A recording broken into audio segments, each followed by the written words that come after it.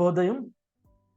క్రీస్తు యేసునందు ప్రియమైన దేవుని బిడ్డలారా, మన రక్షకుడైన యేసుక్రీస్తు యొక్క పరిశుద్ధ నామములో మీ అందరికి కూడా ఉదయకాల శుభాలు తెలియజేస్తున్నాను. మన టిఎల్సి అనుదిన ఆహారంలో దేవుని యొక్క వాక్యాన్ని జ్ఞాపకం చేసుకున్నాం. అపోస్తలుడైన పౌలు దెస్సలోనికీయులకు రాసినటువంటి మొదటి పత్రిక 5వ అధ్యాయం 14వ వచనాన్ని జ్ఞాపకం చేసుకున్నాం. మొదటి దెస్సలోనికీయులకు రాసినటువంటి పత్రిక 5వ అధ్యాయం 14వ వాక్యం.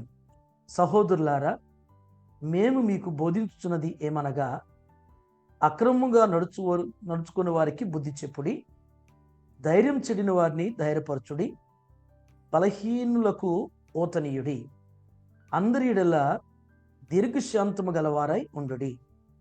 దేవుని బిడ్డలారా, ఈ వచనంలో ఒక మాటని ఉదయకాల సమయంలో మీకు జ్ఞాపకం చేయాలని తలస్తున్నాను. ఆ 14వ వచనంలో ఒక మాట ఏంటంటే, ధైర్యం చెడిన వారిని ధైర్యపరచుడి, ధైర్యము చెడిన వారిని ధైర్యపరచుడి. ఎంతటి ధైర్యవంతులకైనా ఏదో ఒక సమయంలో ఏదో ఒక సందర్భంలో వారి ధైర్యాన్ని కోల్పోతారు. వారి ధైర్యాన్ని కోల్పోయి తెలియనటువంటి భయం, తెలియనటువంటి కలవరం, తెలియనటువంటి ఆందోళన ప్రతి మనిషిలో కూడా ఏదో ఒక సందర్భంలో ఖచ్చితంగా ఉంటుంది. ఆర్థిక విషయాల్లో తెలియనటువంటి భయం రావచ్చు, ఆరోగ్య విషయంలో ధైర్యాన్ని కోల్పోవచ్చు, కుటుంబ పరిస్థితుల్లో ధైర్యాన్ని కోల్పోవచ్చు, ఉద్యోగరీత్యా వ్యాపార రీత్యా ఎదురైనటువంటి సమస్యను బట్టి పరిస్థితులను బట్టి ధైర్యాన్ని కోల్పోవచ్చు.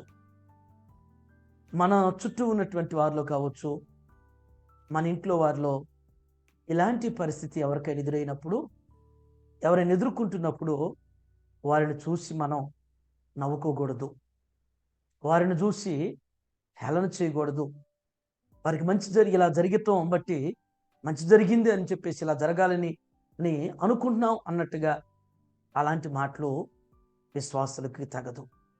ఒకవేళ మన జీవితంలో ఇలాంటి పరిస్థితి ఉందా, మన చుట్టూ ఉన్నటువంటి వారికి ఇలాంటి పరిస్థితి ఉన్నా కానీ మనం చేయవలసింది ఏంటంటే అలాంటి వారిని ధైర్యపరచాలి, అలాంటి వారిని ప్రోత్సహించాలి, అలాంటి వారికి చేయగలిగితే చేయూతను అందించడం అనేటువంటిది పౌలు మరి ఈ దినం మనకి యేసుస్వామి మాట ద్వారా మన జ్ఞాపకం చేస్తున్నాడు.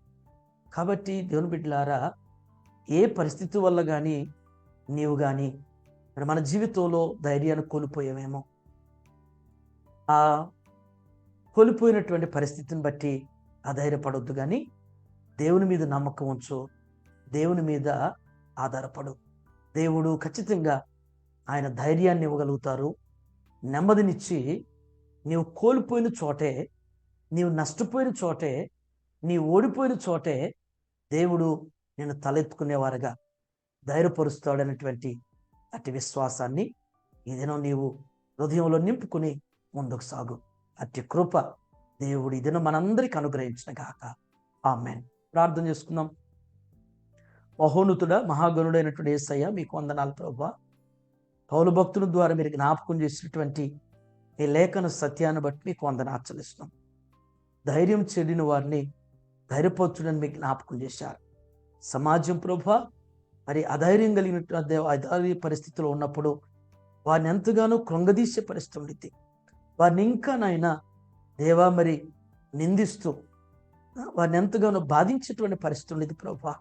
ఇలాంటి మనసు, ఇలాంటి స్వభావం ఉంటే తీసివేసుకున్న తండ్రి దేవా, మరి ధైర్యం చెడిన వారిని మేము బలపరిచేవారుగా, ధైర్యపరిచేవారుగా, ప్రోత్సహించేవారు ఉంటూ సహాయం చేయండి అయ్యా. మమ్మల్ని అందరినీ ధైర్యపరిచేవారు మీరు కాబట్టి తండ్రి, మీ గొప్ప ఆదరణ, మీ గొప్ప నెమ్మది, మీ గొప్ప సమాధానం ప్రభువా ఈ దినం మీ బిడ్డలైన మా అందరికీ మీరు దయచేస్తున్నారు తండ్రి. ఏ విషయాల్లో ధైర్యాన్ని కోల్పోయామో, ఏ విషయాల్లో అధైర్యంతో నింపబడ్డారో ప్రభువా, వారి జీవితంలో మీ కార్యం జరిగించి మీ అత్యధికమైనటువంటి దేవా మీ ఆదరణ, నెమ్మదిని, సమాధానాన్ని మా అందరికీ మీరు అనుగ్రహించమని యేసు నామములో ఈ ప్రార్థన మీకు సమర్పించున్నాను తండ్రి. ఆమేన్. God bless you.